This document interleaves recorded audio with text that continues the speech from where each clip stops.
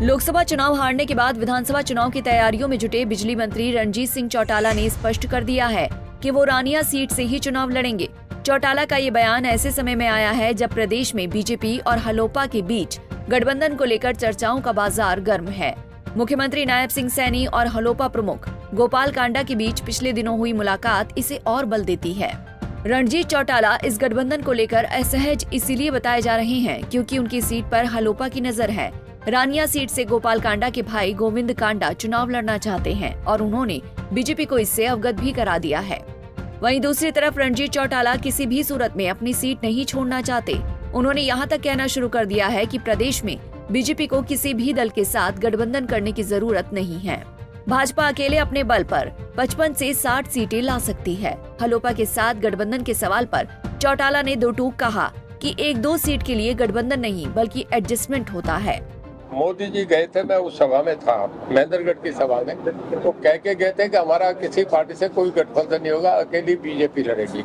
अब तक तो वही बात है। अब हलोपा वाले क्या कह रहे हैं वो जाने, हमें अभी तक कोई पार्टी में ऐसी इन्फॉर्मेशन नहीं है कि हलोपा के साथ है। अकेली पार्टी जीतने की स्थिति में जरूरत नहीं गठबंधन की। वो तो कल प्रदेश अध्यक्ष ने कहा भी है कि गठबंधन नहीं हुआ तो 1 या 2 सीट का ही दायरा है।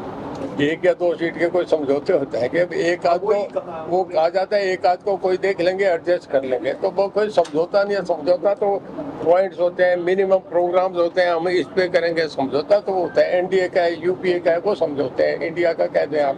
तो रणजीत सिंह जी विधानसभा चुनाव कहाँ से लड़ेंगे? मैं रानिया से लड़ूंगा जी। आपको पहले भी कह दिया, फिर क्लियर कर रहा हूँ, अगली बार के लिए फिर कह रहा हूँ, रानिया से लड़ूंगा। मुझे पार्टी वहाँ से चुनाव लड़ाएगी।